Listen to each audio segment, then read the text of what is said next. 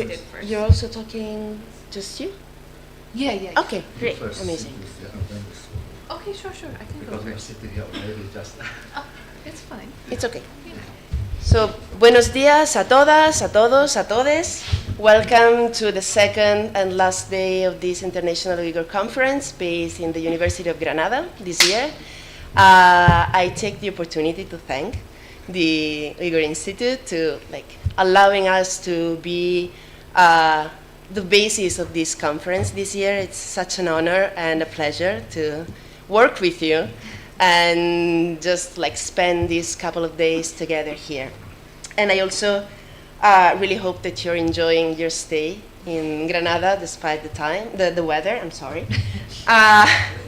And I want to welcome you to panel 4, titled Negotiating Gender Norms and State Policy as Uyghur Women Under PRC Rule. In this session, we will hear from two distinguished scholars whose work addresses the complex dynamics of gender, labor, and state policies affecting Uyghur women. Professor Farida Ibrahim, formerly of Kashgar University, is a leading researcher on gender and cultural practices in the Uyghur region, and together with Dr. Abdulhamid Bakiatarish from the University of Manchester, they present a paper that highlights the resilience of Uyghur women navigating economic strategies from traditional craft to digital platforms, while maintaining family and cultural structures under state-imposed constraints. And after that, Dr. Crystal Weston from Bilkent University, she specializes in gender and international politics. Her research highlights connections among gender, peace, violence, and security with a focus on comparative political motherhood movements.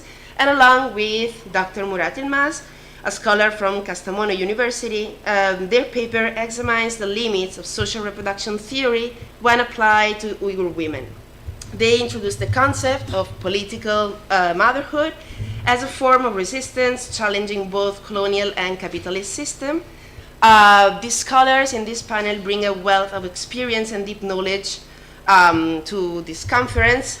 Their combined expertise not only offers critical insight into the lived realities of Uyghur women, but also challenges us to rethink theoretical frameworks through decolonial and intersectional lenses. And I so much look forward to their presentation and to engaging with fruitful debate after that. For that, I please ask you to stick to the time, just 30 minutes for each presentation, so we can have a good debate afterwards, okay? So thank you very much, and I give the stage. He wants me to go first. I'm happy to Okay, go first. Yeah. perfect. Do you have our? Yes, I have the presentation. No.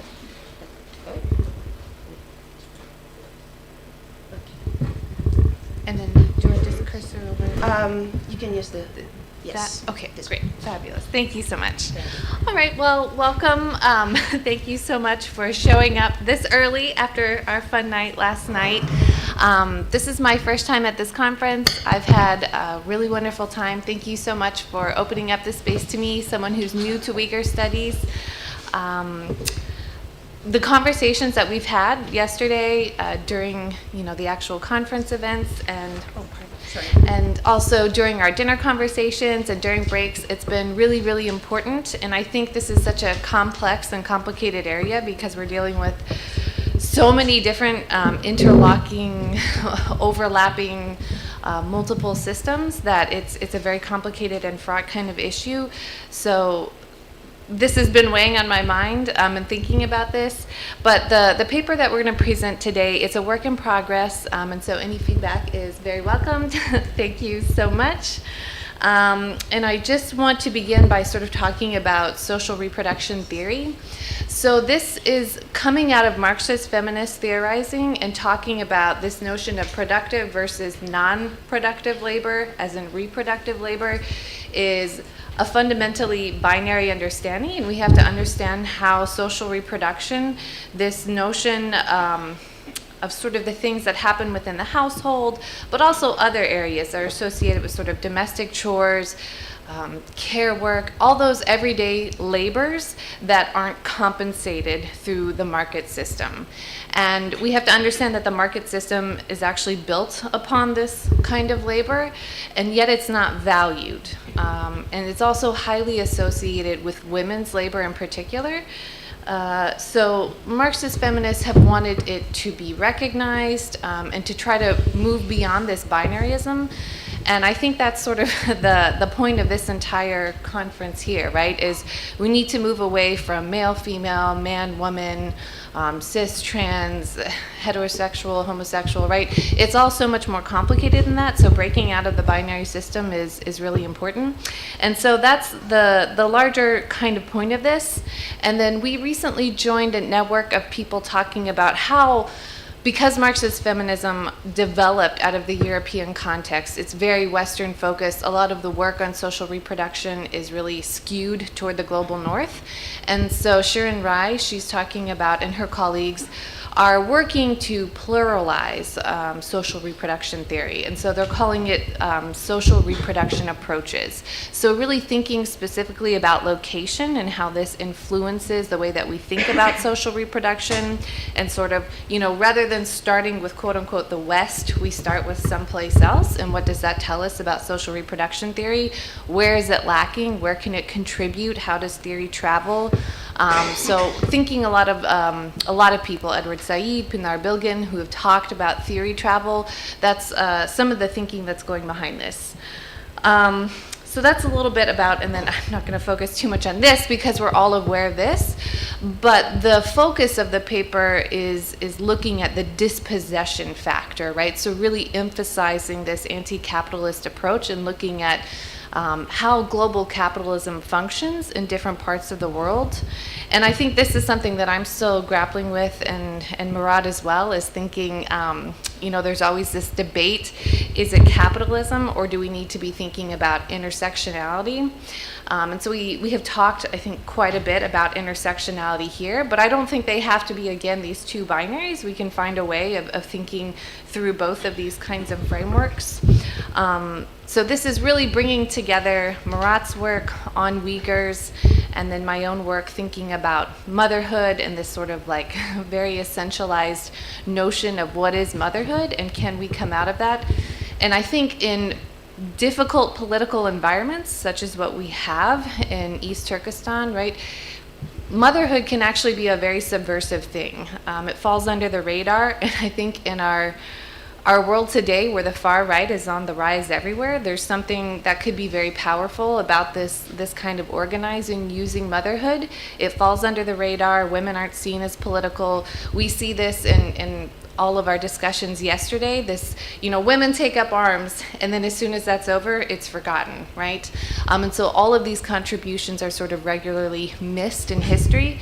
And I think there's something that we can take that and maybe use it. And so that's the thinking sort of broadly around this. So the bigger context for this paper is, so Murat has published this really fabulous piece on digital transnational authoritarianism. It's in a collection of critical perspectives on cybersecurity from the Gender and International Relations section of the Oxford University Press. And this is a great piece because it really highlights Uyghur women. And so this overlap between gender and being a minoritized, peripheralized group, and what does that mean in the context of a world where the state has reached well beyond its borders. And that's something that we increasingly need to be thinking about in terms of cybersecurity. So that's part of it. We also have an in-progress paper, not in progress, it's finished, it's just still under review, that's looking at reproductive justice. And again, that's this overlap between gender and marginalized groups.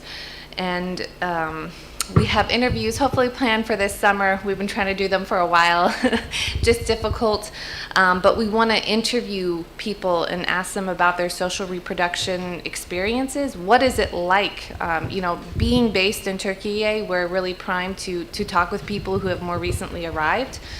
This is one of the challenges of sort of having to be outside of East Turkestan right now, just because of the political situation, is There's all kinds of issues. Xin Choi has written extensively about these complications of diaspora versus those who we can't talk to and we can't really understand the situation firsthand.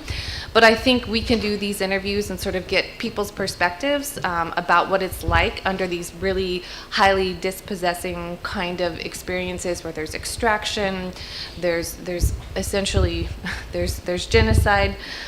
So that's upcoming, and then we also have a paper we'd like to do on fetal personhood politics, because this is something that we have been struggling with, and I think thinking through that would be useful. So that's sort of the broader context of this longer sort of project. In looking at the paper, we have just sort of the basic social science approach to our overview. So the background, when we talk about Uyghurs, we're really looking at this aspect of dispossession and specifically thinking about how that was really seen in an uptick in the early 90s, and then it's been ratcheted up. So using Darren Byler's terror capitalism has been really useful because of his economic approach there. And then the literature review, we're really thinking about China's position in the world. I mean, that's one of the conundrums that we have right now, because no one's going to be leading an intervention to go in, right? This is China that we're talking about. So really thinking about what does starting in China tell us, and what does starting with this very peripheralized group tell us, right? That's under just an absolute genocide. And then looking at sort of social reproduction with a focus on Uyghurs. So that's the literature review. And then I'll talk a little bit more about the methodology, but we're really also using social reproduction as a method. So it's like based on thick description, looking at sort of the long-term picture, not so much a snapshot, but really thinking dynamically. And then we're also using a framework that talks about space, time, and violence as a way of understanding social reproduction. And this is where social reproduction is so contradictory, right? So it is going up against capitalism. At the same time, capitalism is resting upon it. It also allows for so much exploitation of labor, and at the same time you can also find ways of resisting that as well. And so it's a very just kind of complicated concept. So looking through space, time, and violence is a way to sort of break that down analytically. And then our data presentation is coming as 4 vignettes. And then the analysis still needs to be completed. We're still thinking through this, so feedback would be very helpful. And so one of the things that we're concerned about, of course, is are we making sense, right? Is this logical? We're also very high word count, so we need to be within 10,000, including references for this particular issue that Sharon Rai and Stephanie Wool are putting together for social politics, where it's going to have a number of different social reproduction approaches. And so this is where we're struggling. And then, of course, what are we missing, right? Because especially myself, I'm not at all a regional expert. So it's really wonderful to be in a space of area studies and to feel that welcome, because sometimes it's difficult, right? If you feel like, oh my gosh, I'm definitely not up to par with everyone else in here. So any advice that you could give us with that would be greatly appreciated.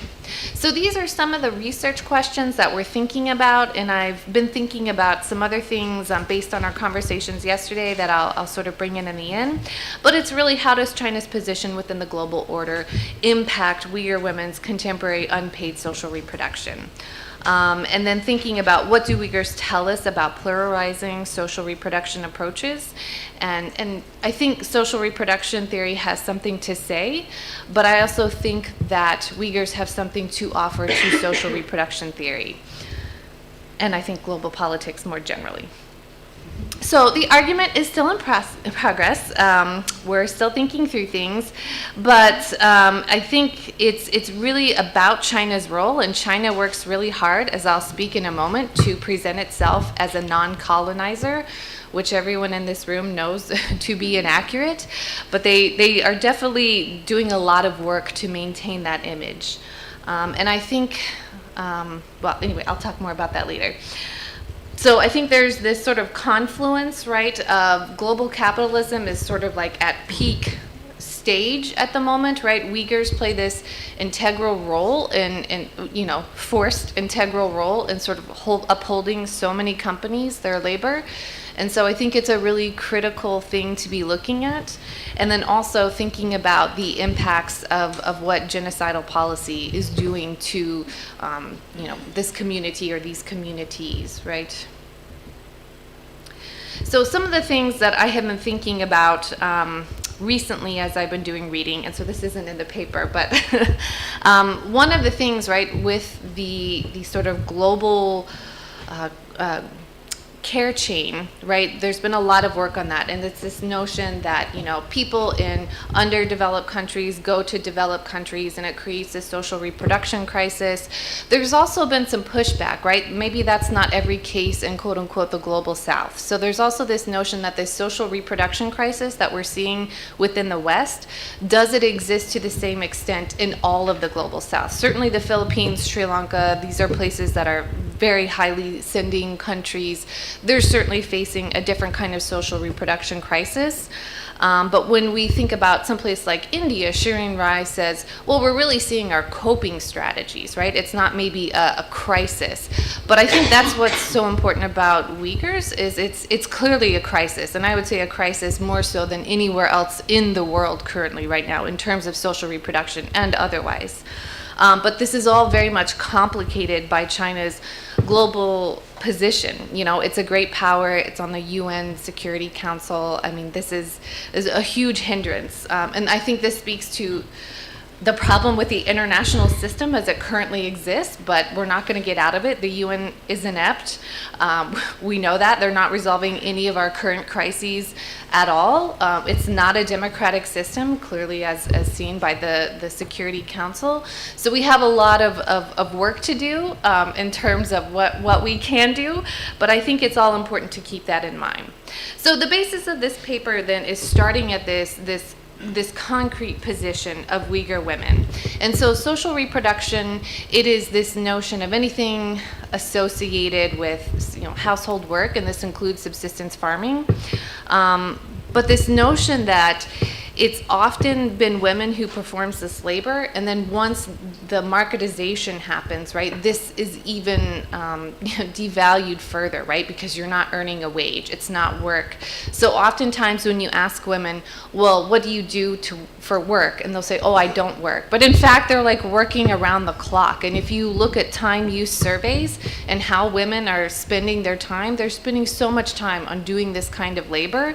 And often right now with the pressure to engage in paid labor as well. And so, we heard a little bit yesterday about the Uyghur Women's Bazaar in Istanbul, right? I imagine that all of those women are still completely in charge of carrying out all the social reproduction labor within the household too. It's not like that goes away, right? They just have this now double burden. And then when we think about the work that needs to be done to try to change things, there's the triple burden, right? The activism component of it. So there's all these things that are happening, and the problem with capitalism is it just increases women's work burdens. And I kind of already talked about this a little bit, just sort of the integral position that Uyghurs play. They are forced to play by the Chinese, by the state, because of this colonization policy. And we all know it, and yet we can still go out and buy all these products, and there's so many solar panels apparently are it's just incredible the different varieties of products that are impacted by this forced and coerced labor. So thinking about China, it's really incredible the amount of work that they do, and really I think what they're doing is taking a page from the West's playbook of colonialism, and it's very easy for them to do that, to say, look, it was the West who were colonizers, right? And there's a whole pushback against this notion that anyone except for Europeans could be colonizers. And I think that's one of the biggest struggles that we're seeing. And then also China works really hard to be like, look, we support, South-South cooperation. Look, we supported all of these, anti-colonial movements in Africa and Asia. And they really present themselves as an alternative to, the quote-unquote Western liberal order. And the Western liberal order, as much as they promote international law rhetorically, including international humanitarian and human rights law, they're not doing anything, right? So what China does continue to support is the Westphalian system, right? This notion of sovereignty, right? We're not going to impede upon anyone's sovereignty. This is very appealing to many countries. They have been very strategic in supporting the Palestinian cause as a way to sort of placate countries throughout the Middle East and other areas, including Turkey. And considering the role of China in economics, right? None of these countries have an incentive to try to think, sort of in solidarity. So the other thing that China does is it really presents itself as a leader of the global South, right? We're right there with you. We're also developing. We have the same colonizing experience by the West. And so it's a really useful strategy for the government. And so this is kind of what we're up against. And then thinking about Uyghur social reproduction, this integration into global markets absolutely always comes at the expense of women's health and security. That's just without question. And then, of course, within this particular space, it's even more intense. So what we really bring up is the fact that there was a gender division of labor, which we've already heard about extensively, that predates the invasion of the Chinese under Mao, and the coming of global capitalism into the Zhuar, but a lot of this was really aspirational. And so I think if you look at a lot of sources, people say that, it wasn't always like that. And there were particular jobs, quote unquote, out in the field, outside of the house where women were working, women were in marketplaces, they often did their own shopping. So it's a lot more complicated than the picture that maybe many paint, right? And so I think we're always dealing with this issue around essentialization, and this sort of notion that these cultures, have always been this sort of static space. In fact, they're always dynamic. They're always changing. And so that's one of the things that we wanted to highlight. So in terms of thinking about social reproduction theory as a method, right, it's this emphasis on thick description and really giving as much as you can, this contextualization, and to really say that it's not a snapshot, right? It's a process. We're trying to look at sort of like the long-term history. And so we use this space, time, and violence framework because it really recognizes those links from the micro to the macro levels. And it also foregrounds resistance. And I think, we were having conversations last night at dinner about how difficult things are in the world for so many people, where it's literally the politics of survival at this point, right? Whether you're Uyghur, whether you're queer, whatever, like people are just trying to survive. So I think we need to have this kind of more hopeful approach, and to not give up. So I see that with social reproduction theory. But also to recognize, too, that violence isn't just direct violence, right? We have to think about these structural violences as well, and that's why these compounding systems of oppression is really important to sort of recognize and highlight. So these 4 vignettes, we have the forced and coerced social reproduction, which we've already discussed a bit. These forced, coerced marriages that the Chinese government is pushing, or that families, to save their daughters from, marrying a Han, putting them to try to marry someone that maybe they don't want to, right, to protect them from that. The sort of surveillance of the Chinese government that's so intense that, guests are brought into the house, right? And there's often a lot of physical and sexual assaults in that. And of course, just you have to serve them, right? This is you carrying out social reproduction against your will.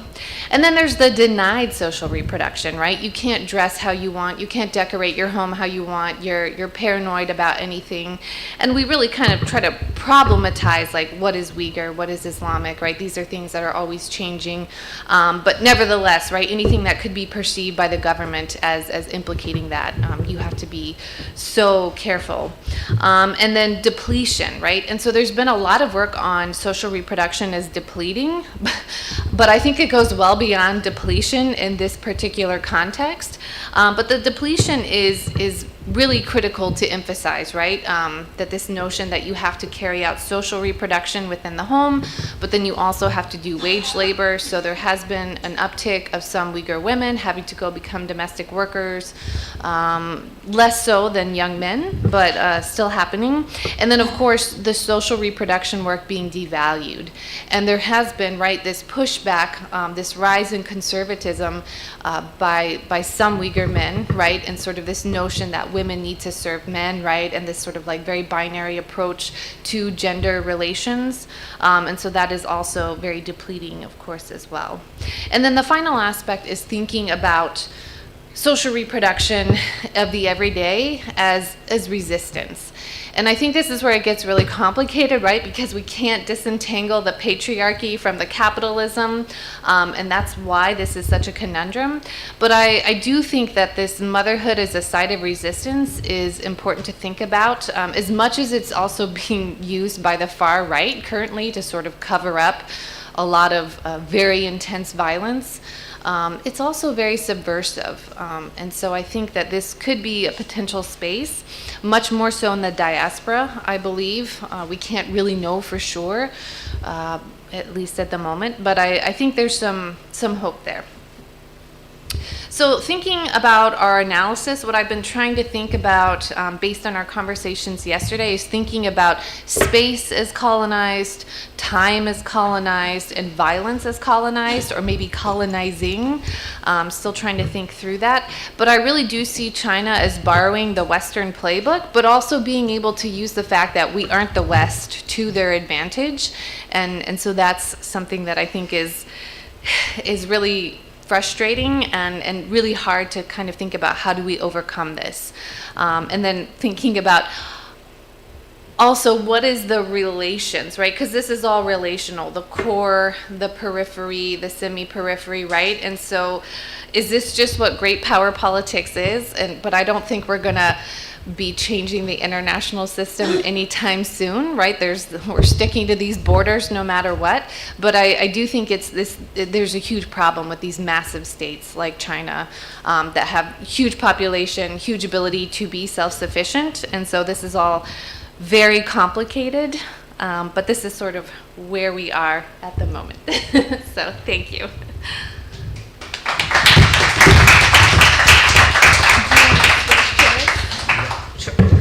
Thank you very much, Crystal, for this thought-provoking presentation, and thank you.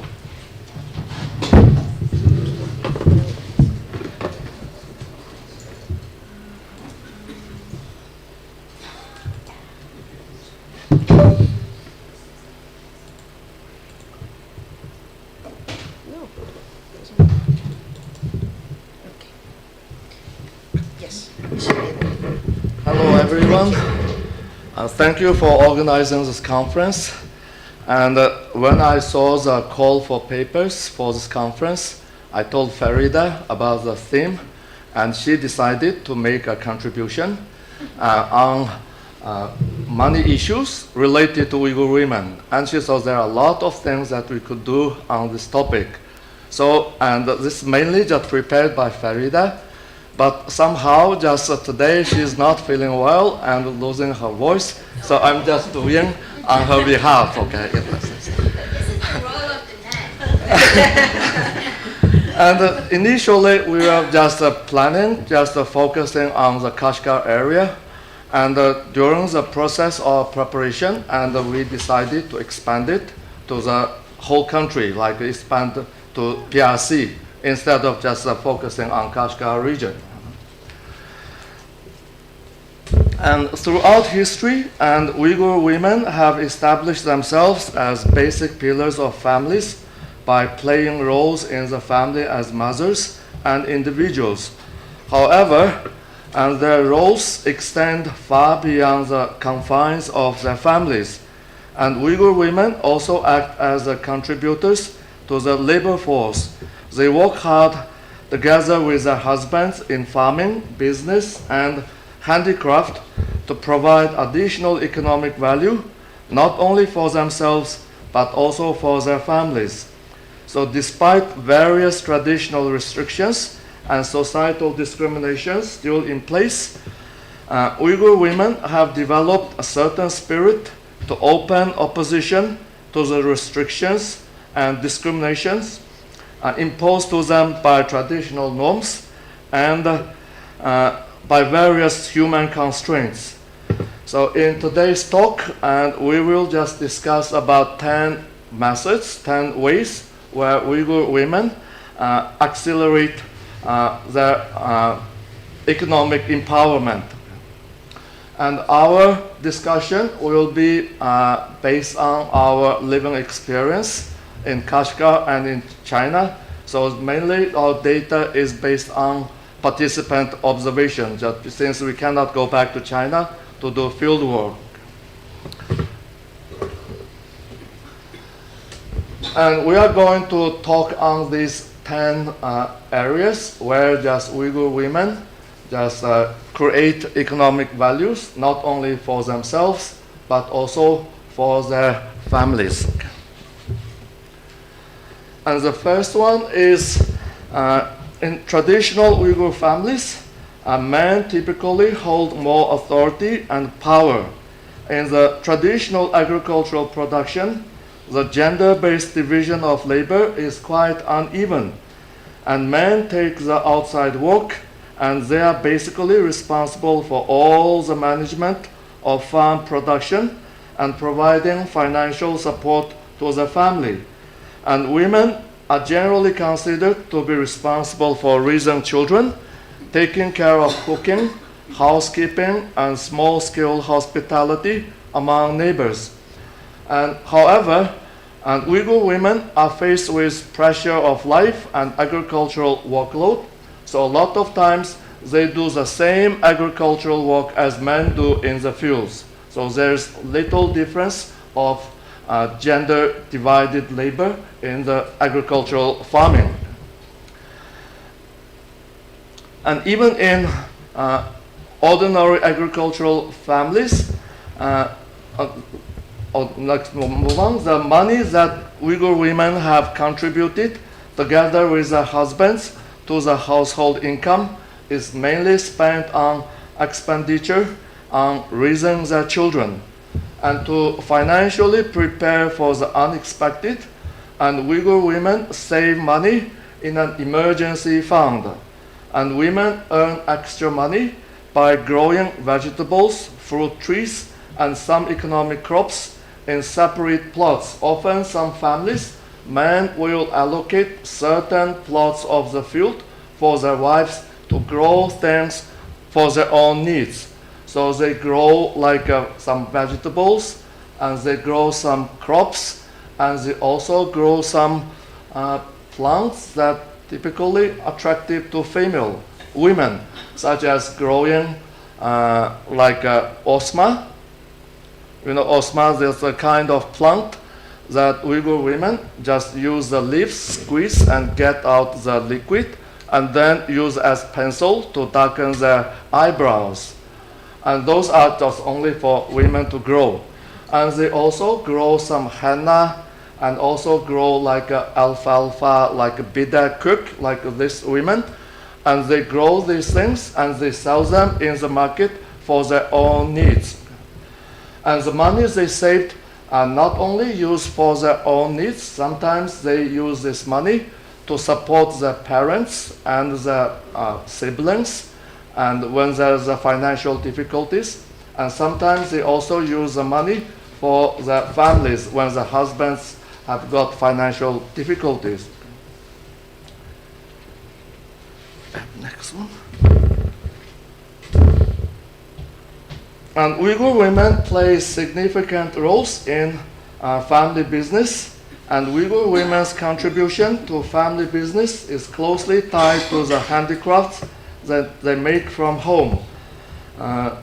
One of the most popular crafts that Uyghur women make is a dopa. So both men and women, young and old, wear dopa. And Uyghur women make dopa during the free time after they finish farming and housework. And many women like this, and they enjoy making the dopa in small groups, and where they can exchange information and share stories.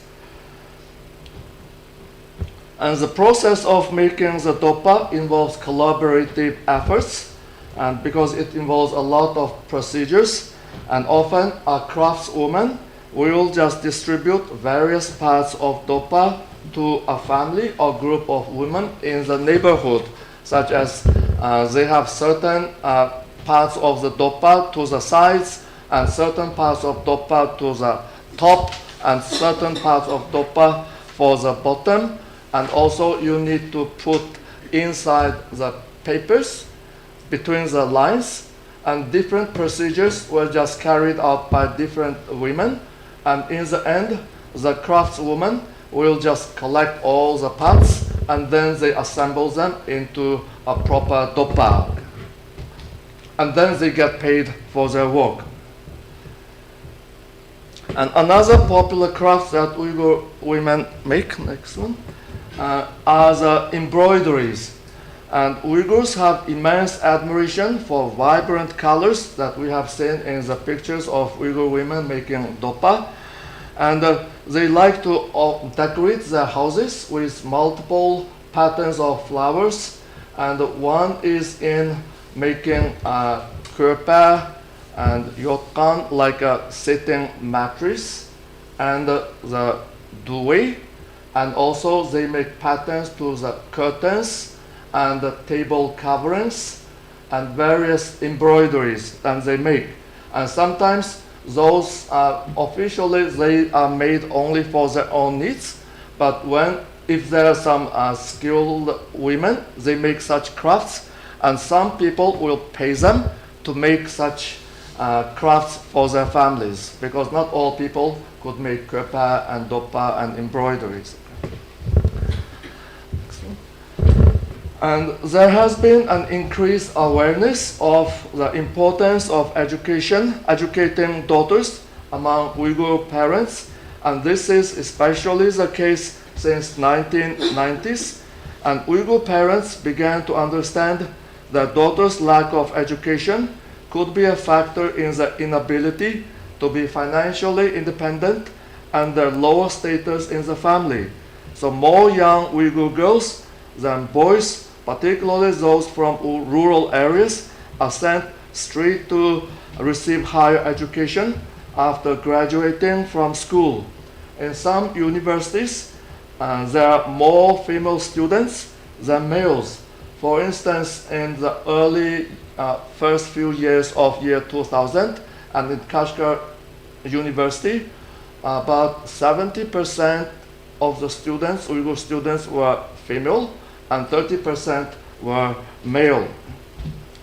And when people just ask their parents why they send their daughters to receive higher education, because this is just contrary to the Han's perception, Han's practice, because they would like to invest more on boys than on girls.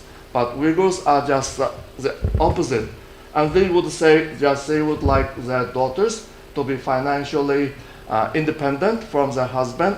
They make their own money.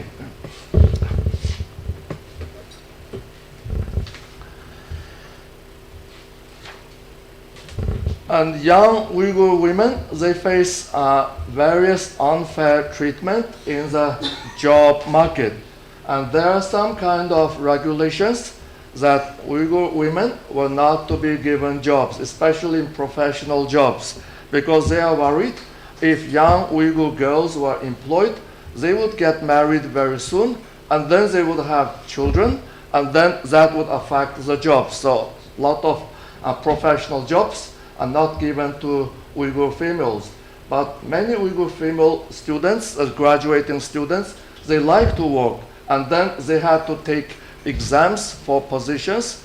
So in Kashgar and in the whole Uyghur region, when there is a job, there is no job advertisement for specific institutions. They just have a job advertisement for teaching, or job advertisement for certain kind of profession, and then you take the exams, and after you pass the exams, and then you will be allocated, sent to some places to work. And Uyghur women, especially in urban areas, and they were sent just in faraway places from home. And some were sent to like Yengasa from Kashgar. They were sent to work in Yengasa and Yoporho, and some sent to Yarkent and faraway places. And during the time when we were there, transportation was very bad. So a lot of young girls, they just leave home early in the morning, like 5 a.m., and then they meet in a certain place with other colleagues to share a taxi, and then they travel to their jobs, and then once arrived at a town, and then they make further taxi journey to their schools. And then when they come back home, it would be normally just 10 p.m., very late in the evening. And this is not just end of it. And they Uyghur women, and walking far away from homes, they wear various hats. They have other duties as well.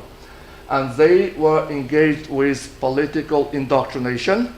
And often on weekends, they were sent to rural families in the countryside to do political tasks for political indoctrination.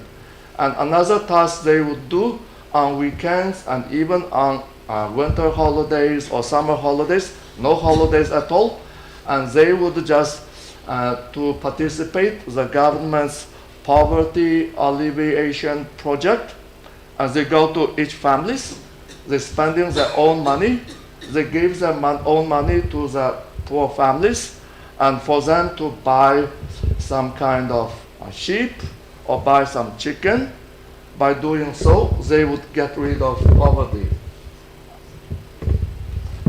And also there are some, because some people, they would like really wanted to work, and there's no availability of jobs, they would have to take some traditionally stigmatized jobs, such as in service industries, like in restaurants, hotels, and especially by going to faraway places where no one could recognize them, such as the girls here, and these were just away from home, and nobody in the restaurants could recognize them because they feel ashamed just working in the service industry.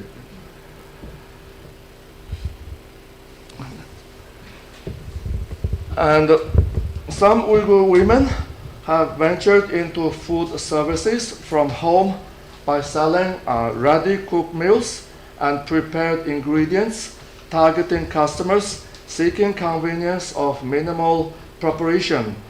And these meals include traditional Uyghur dishes such as chuchure, tugur, samsa, kuymak, and lagman piltisi and tugur jilsi. And these just require significant amount of time to prepare. And in addition, some women have opened home-based restaurants selling lunches for students, primary school and middle school students during their lunch break. And when we were there, and the students would often have about 2 hours lunch break, and often students would go back home to have lunch. And because it just, some students just would travel a lot, and some people just try to seek some business opportunities. If they live close to the schools, they just open restaurants in their families, selling, providing lunch to students to avoid them just going back and forth from home and school. And also some women ventured into small businesses, and they would just buy goods at lower price in urban areas, and then they take them to villages, selling them at high prices. And in Kashgar, in different villages, you have bazaar on different day of the week. So in Kashgar, we had Sunday bazaar, and in Opal, we had Monday bazaar. In another village, we have Tuesday bazaar. So some Uyghur businesswomen, they just travel from one bazaar to another bazaar all the week, all day long, all week long. Next one. And next is saving money from living expenses. And Uyghur women are generally considered to be more focused on family life management than their husbands are. They tend to have a stronger ability to spend money more effectively for family expenses. So while meeting the needs of the family members, some women save some portion of money regularly from family spending, and this applies mostly to housewives in urban areas. When their husbands go out to work and to do business, they were given certain amount of money to be spent for the family, for buying fruit, vegetables, and meat for daily or weekly basis. And then from this grocery shopping, some women would save certain amount of the given money, and they save it in an emergency fund for their own needs and also for their families and also for the parents and also for siblings. And this maybe just happens only in Kashgar area related to urban unemployed Uyghur who are just housewives. And another way that Uyghur women save money is through rota parties. And rota parties, and we say they are katachai, is a social gathering on a rotating basis. And this kind of parties are quite common, especially among Uyghur women. So the participants of rota parties may include just relatives, friends, classmates, neighbors. Often is gender divided, just only parties for females and parties for men. Unless you have relatives, sometimes it's mixed gender, but otherwise just gender divided. And at each parties, the participants will just contribute certain amount of the money to the host. And then the money accumulated will be used for the family to solve various financial difficulties or kind of financial relief. And some of them use this money like for charity, and especially as the one case is there was a rota party among women university professors at Kashgar University, and after some rounds of rota parties, katachai, and someone suggested, why can't we just do some charity work?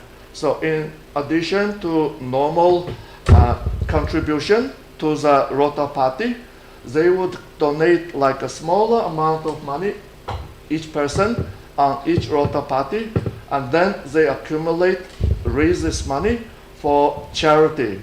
And then this kind of donation for charity became known as Mehriban Analar, like Caring Mothers Foundation Fund.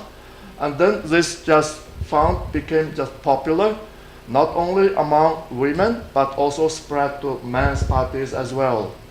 And later on, they were just, officials were worried they would cause some political problems, and it was just stopped and not allowed to do this kind of donation. Next one. And in recent years, digital market attracting more and more Uyghur women to create economic value. So long distance selling of goods has provided an opportunity to earn money.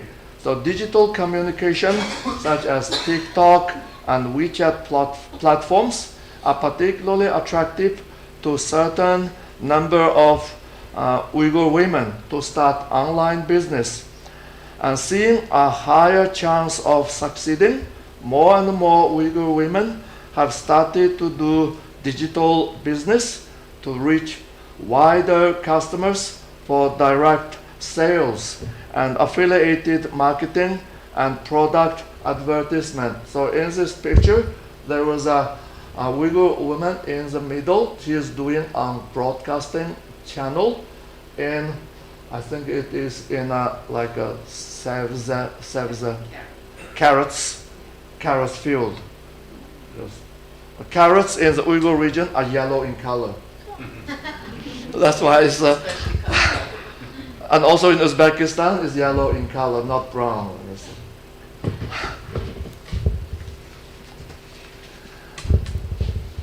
And next is Uyghur women seeking opportunities not only locally but also in mainland China. And mainly because of the scarcity of jobs in the job market, many Uyghur women identify various patterns of adjustment and find new ways to trigger resources and earn money in their locality. For example, they offer various services for weddings, like wedding planning, and also like a dining table setting for parties, and also providing services like a house cleaning and childcare and helping with childbirth. And another way of seeking opportunity is by looking in job opportunities in mainland China. Traditionally, Uyghur people, and especially educated Uyghur people, they would feel reluctant to work in non-Uyghur areas, especially in mainland China. They would like to return to their homeland to work in the Uyghur region.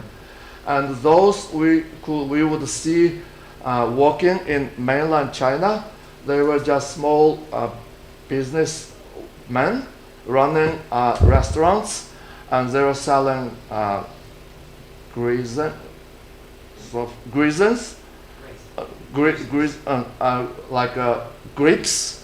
and selling shishi kebabs, and those were just men. There's a non-educated, not well-educated men, and often better educated Uyghurs would just would like to keep distance from those people because they were worried they would cause some problems.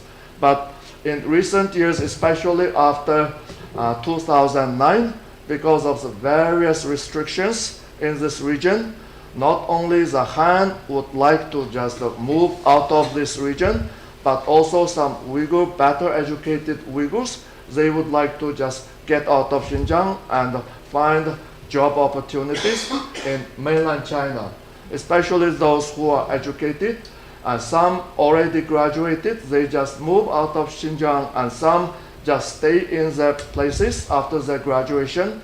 They open their own businesses, and some go to modeling, and some go to photography, and some just offering medical services, various companies in mainland China. And they face various restrictions and also discriminations, and especially in house renting, and there is a regulation. They could not, it's very difficult to rent a place for Uyghurs in mainland China, and also a lot of regular checks, investigation by police, whether they are doing the right things. But in spite of this, they are still making their money in mainland China. And the last ways that Uyghur women make is in the area of forced labor.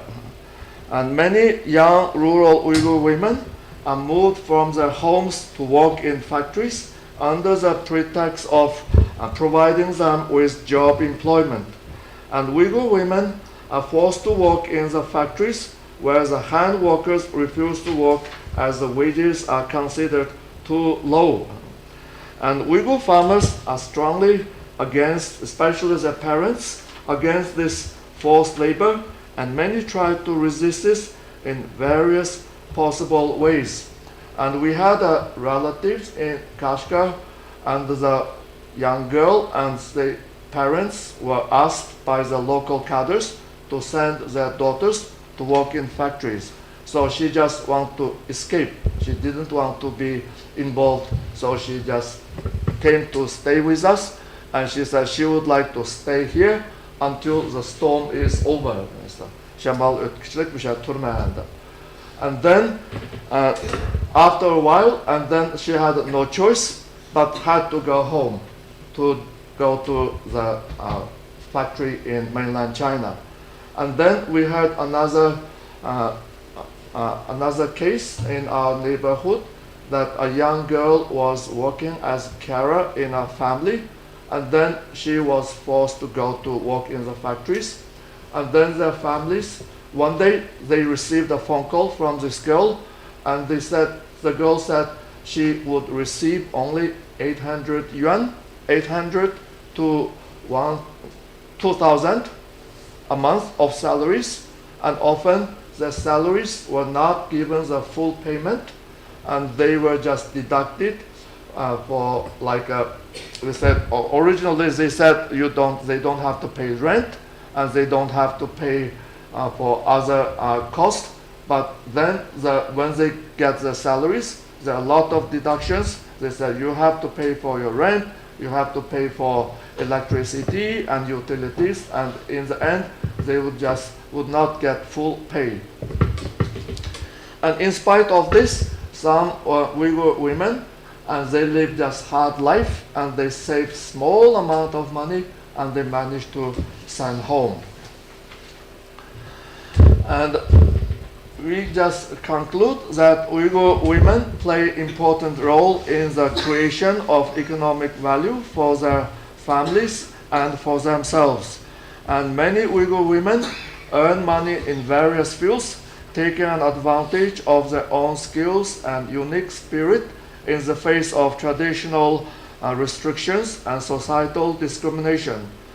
However, what we have discussed here is just a small part of society, and many Uyghur women are still financially dependent on their husbands, either due to the traditional restrictions or the scarcity of business or employment opportunities or societal discrimination. Yeah, thank you. Thank you for your attention.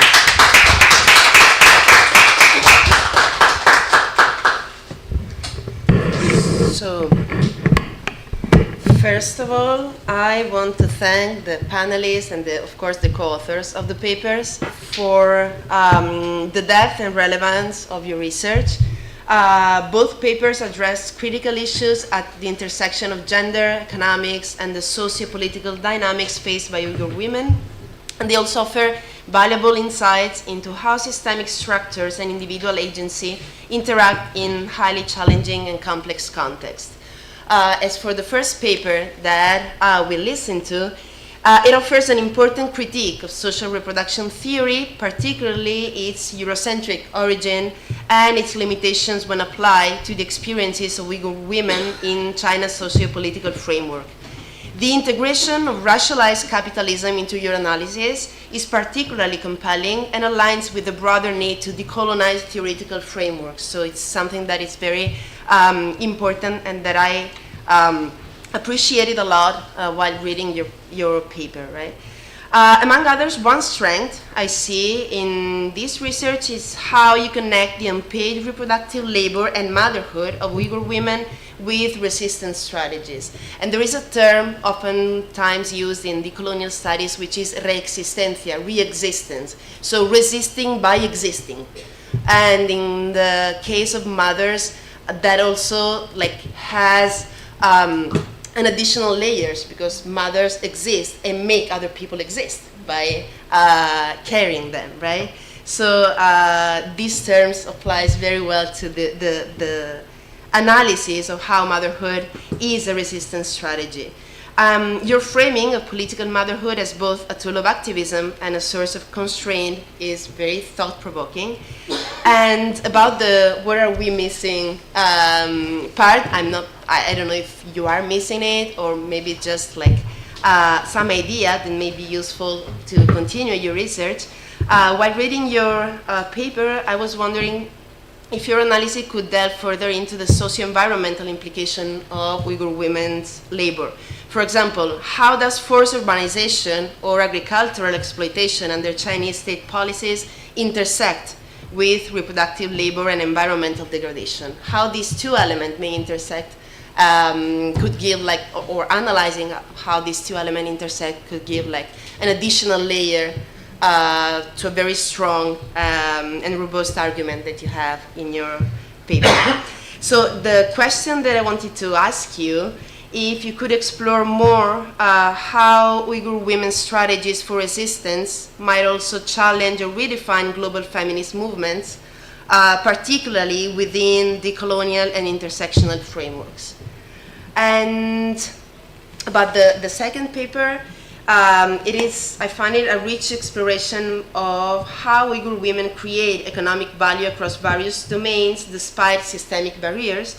And what I appreciated is the nuanced view of how women navigate traditional norms and state oppression to contribute economically and maintain family resilience.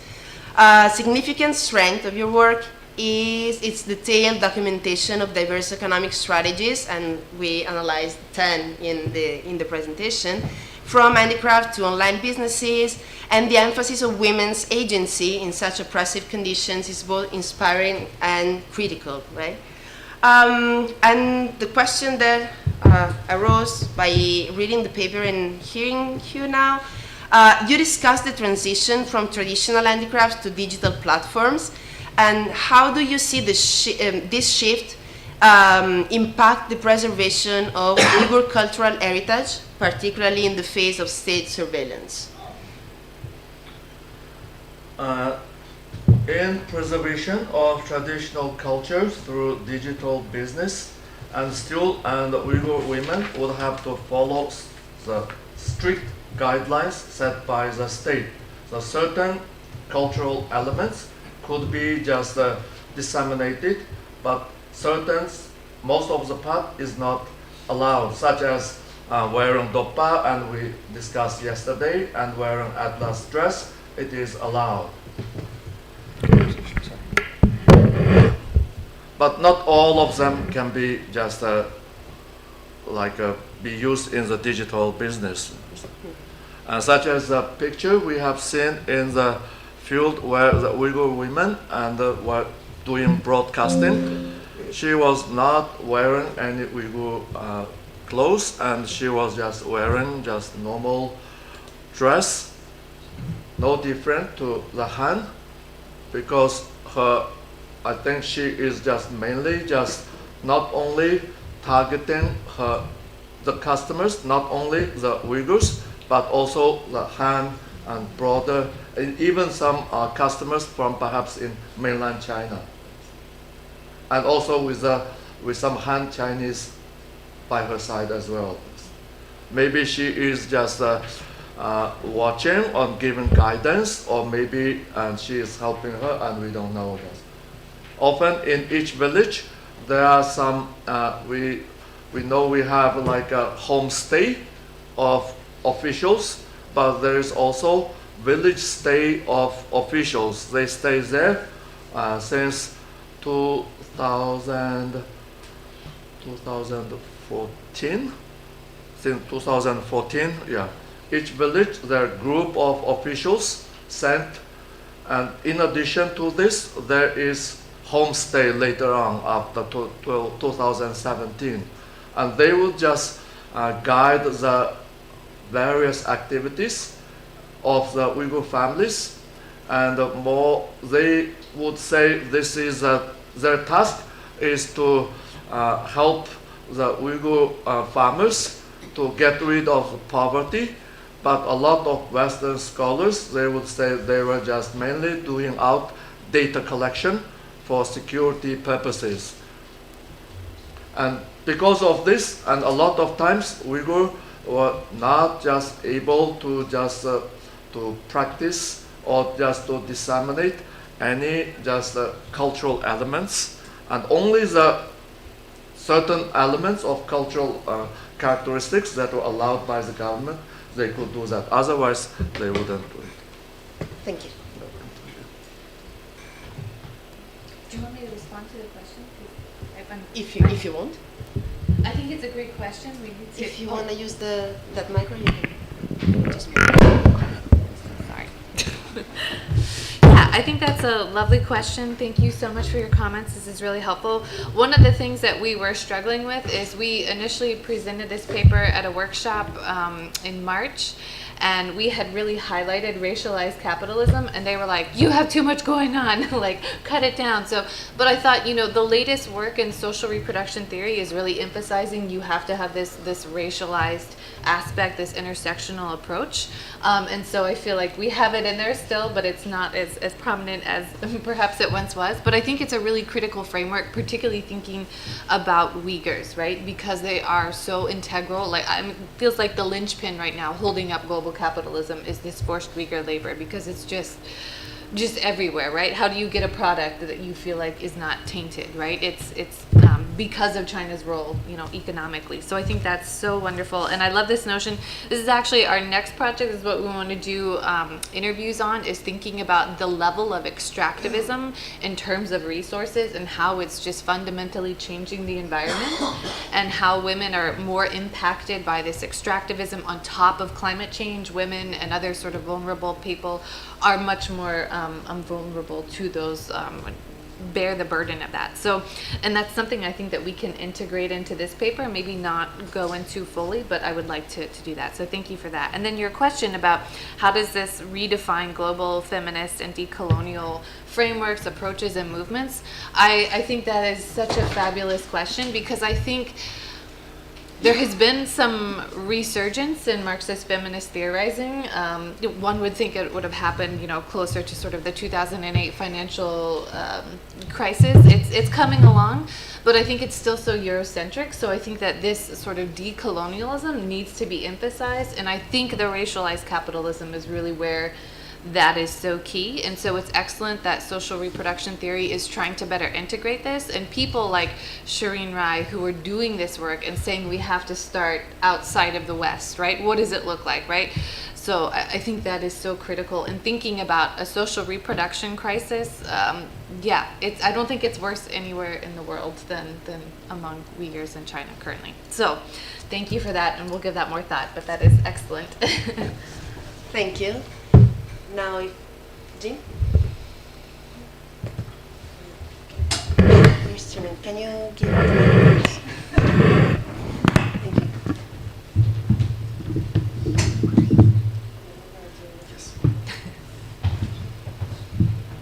Sorry, why don't you go ahead, Leo? Yep. Sorry, I could have got this microphone myself. I'm sorry about that. Thanks. So this is a question, I think it's kind of following up on Chiara's point, and I guess mainly for you, Crystal.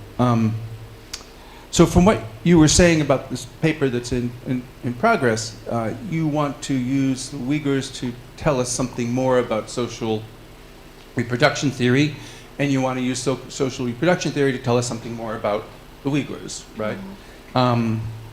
And one question I was having in hearing about this, and I was only sort of vaguely aware of social reproduction theory before your presentation, so it sounds like a good framework to look at things. But many of the issues with social reproduction that you mentioned, particularly when you see it, the problems and the threats as coming from global capitalism, I'm thinking about Han women who are suffering from global capitalism, who are suffering from patriarchal values, et cetera, et cetera. Why is their condition, why are Uyghur women's condition different than that of Han women?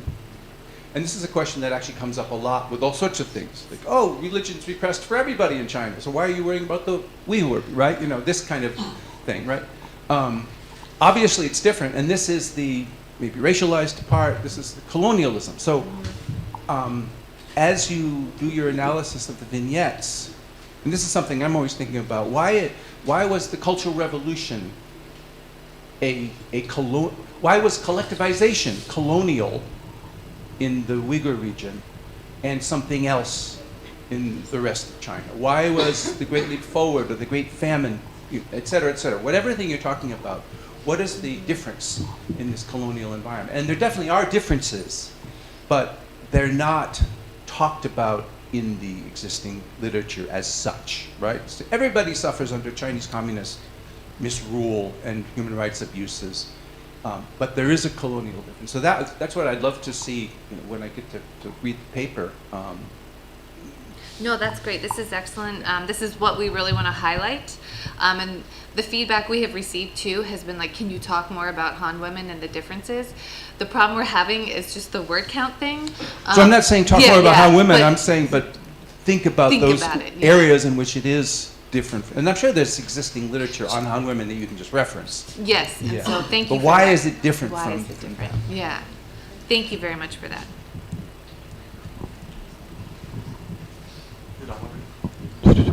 I just have a question for Abdulmit and Ferida. I think it's a quick question. I just wanted to know more about Uyghur women in higher education across East Turkestan, but maybe in Kashgar in particular. You gave us this really interesting statistic about how some universities are about 70% women, about 30% men. It's fascinating. But I wanted to know if you had any idea about what kind of majors and programs of study women were encouraged to undertake in higher education during the period of your study, and maybe generally what percentage of women across East Turkestan were engaging in higher education. Thank you. And from my observation, and I feel more women are in social science subjects, and in non-social science subject, especially in physics and mathematics, there are more men, but there are also female as well, like maybe half and half. But in social science, maybe just more women. And when you go to a class with about 50 students, you would have just 40 of them just female, and just about 10 were just male, just very few men. Understand?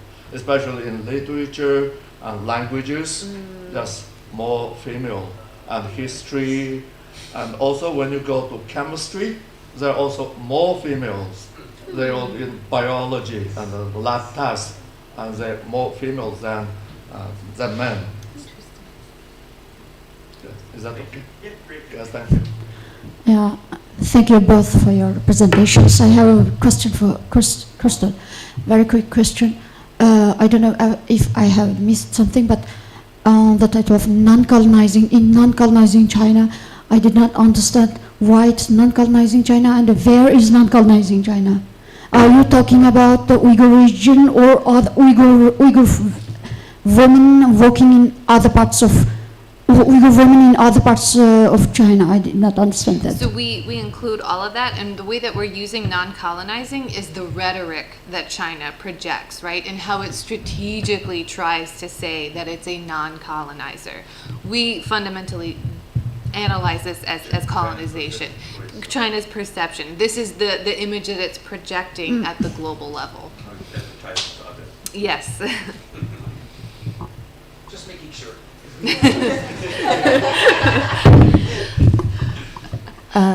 Yes, thank you both for your presentations. It was very exciting and informative. But my question is to you, Crystal. You were talking about motherhood as resistance within the Uyghur context. And I'm wondering, one is resistance to what specifically? And then also based on, just like more context about that, and also do these women self-identify motherhood as resistance, right? Because I think that can also get sort of tricky as like, potential projections. And so I'm wondering if you could elaborate a little bit more about that. So I'm looking at, or we're looking at people who talk about this, right? Who talk about how they're mothering, right? They're instilling Uyghur traditions, right? However they construct that by birthing the next generation, right? So they really do use this rhetoric. And so I don't think that it is projecting, right? And there's been a lot of work that talks about how this is women's activism, this is women's role, and sort of that. But it is also, it can be very essentializing, right? And that's where it gets very complicated. So I have looked at political motherhood with mothers of the disappeared in Argentina and Sri Lanka. And that's where I realized Murat and I, we could have, because there is this same use of motherhood, it's also very easy for it to suddenly become violent, right? So looking at far-right women and how they use motherhood to justify everything they're doing. I have to protect my children from these evil, bad, black, brown, Muslim, whoever the people are, right? And so I think it becomes a very different thing when you are the colonized, right? And so I think about it as violence, right? Marginalized groups that take up arms, I don't believe that to be violent when they're using it against their oppressor, right? That is supportive of peace. But it's a very different thing when you're the state using arms against a marginalized group. And so I think that's where this is like such a complicated space, is because it's always so nuanced. And one of the things that I've been thinking about in particular right now with Russia's invasion of Ukraine, right? Many Ukrainian feminists are like, we need arms, and I'm a very like anti-militarist kind of feminist. But we were recently having a discussion with someone who said, you know what, in feminism there can never be any absolutes, right? And we have to just like keep things open, but it does make it really difficult for the analysis part of things, right? And so I think this motherhood is a site of resistance. It works only in certain spaces. In other spaces, it's absolutely just violence and oppression. And so it really is dependent upon who's doing it and for what reasons. Thank you for your presentations. It was really inspiring. I have questions for both of you. First of all, to Periden and Ablimit. I was wondering if you think that cooking practices were also a way to resist, and especially in this context when we're seeing a lot of industrialization of food, and if you saw that, and especially like cooking products that are produced by women themselves in their own gardens, if you'd see that as a way to resist, and if there was something specific to it, for example in the Kashgar context. And to Crystal and Murat, I was wondering, so you're mentioning this plan, this intention of doing interviews in the future, and I was wondering, have you considered analyzing the interviews that already exist, especially those accessible, for example, in the Uyghur Pulse of the archive.org database? It's linked to the Xinjiang Victims database, and there are thousands of interviews already there. So this could be a thing. There's also the 100 Camp Testimonies book published by Omer Kainat, translated into English already. So because with interviews, there are a lot of stakes here, and also the language issue involved, the stress and the pressure that it puts on people. So maybe analyzing pre-existing interviews would probably make sense here. And an advice on literature, I think what might be missing in the title is the rhetoric of non-colonizing. That would make it very clear, I think. Okay. And to engage with that, maybe engaging with settler colonialism and genocide studies literature would make sense. And here I'd recommend Redskin White Masks from Glenn Sean Coulthard on settler colonialism, and on genocide, I think the article from David Tobin, Genocidal Processes, Social Death in Xinjiang, would be a good impact. Thank you. Thank you for your answers. Thank you for the question. It's very interesting, and I think the Uyghur women just growing their own crops and supported by their husbands can be considered as a kind of silent resistance to the assimilationist policy, because by growing specific crops or by women, and they sell them to the customers, to Uyghurs only, because Han would not go and buy this stuff. And by doing so, and they were just coordinating with the other Uyghurs, and also just in the cultural preservation as well. Is that okay? And about cooking and making food instead of buying it from Yeah. the market and from. And cooking food is mainly just targeting to some especially some professional women. They don't have the time to prepare the complicated food, and this is also just related to halal food, and also the customers were just Uyghurs only, not the Han, and also for some rich families, they do not want to spend so much time, and also just customers are Uyghur families. These are both of the cooking and growing crops can be considered as silent resistance and cultural preservance among Uyghurs. Is that okay? Yes, thank you. I think we're gonna collect. Oh, I'm sorry. Oh, no, Sorry, no, sorry, no, sorry, no. sorry. Please I go can on. be very fast Yeah, with go ahead. my Sorry. response.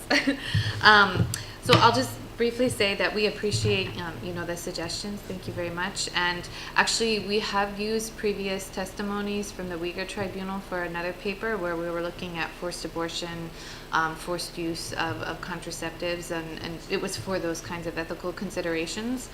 So this is good to know that even, something like cooking could be perceived as a highly traumatic thing. So thank you for those suggestions and those resources. I have a very quick, I don't know if this is a question or a suggestion, both speakers. Following the conversation about resistance, I think how do we read resistance is very important. I mean, in Jerry Scott's understanding of continued resistance, but as an anthropologist, in my understanding, as Professor Preston already mentioned, that some strategies people are using in this kind of colonial context, in my understanding, is not resistance, and you already mentioned that they are somehow survival strategies. And the importance of how we understand resistance could be, we can look at how people understand their own strategies. And in different contexts, like in diaspora, definitely how they talk to you is like their resistance, motherhood is their way of resistance, and maybe inside the homeland, I wonder if people thinking the same thing or not. And I listened to one wonderful talk like weeks ago from another anthropologist who's working on Yunnan in China, and she had another term for this kind of survival strategy as endurance instead of terming resistance. So I think look at the nuances between resistance, resilience, and this kind of endurance or survival strategies is very important for me as an anthropologist who's obsessed with this kind of details. So I think this could be maybe another helpful way of thinking. Yeah, I love that term, endurance. Thank you.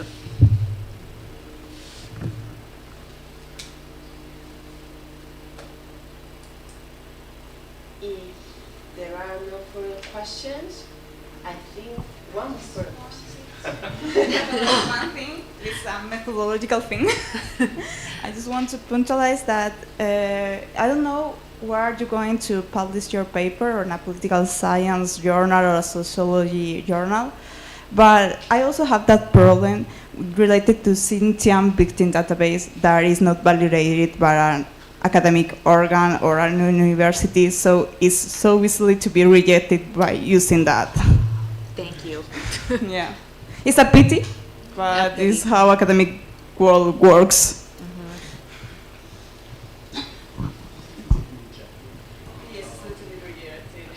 But well, I'll quickly jump in on that. Thing is, through the database, you can reach the sources, the actual sources of the testimonies or the documents. And so, of course, you can quote the database, but you can also quote the sources themselves. So you don't just rely on someone's work. You end up finding the testimonies themselves, and then if you quote the testimonies, if people reject testimonies, that you can oppose a whole bunch of literature on the importance of testimonies and how they cannot be just rejected as false proof. Like that, Jim, you want to jump in there? Is the original Uyghur versions of those testimonies exist existing on the database or somewhere else that people could get to? Yes, exactly. You can access to videos. So most of these testimonies, they have been recorded either in Istanbul or in Kazakhstan or sometimes in people's homes across the world. And you can access the videos which are archived on the website archive.org. So you can access it, you can access them, and you have access to the original testimonies. Some of them are subtitled, others are not, but you can access the source, and you can also access police documents with the source as well. And so, I mean, yeah, people can reject the Xinjiang police database as like activist work. But then if you quote the sources themselves, it makes your argument even stronger, and actually it also enables you to access the complexity of the situation much more than by just doing yourself just a couple of interviews and asking questions. It's a very huge amount of sources that need to be analyzed, I think. So I guess now, if there are no further questions, we can have coffee and come back at 11:30 for panel 4.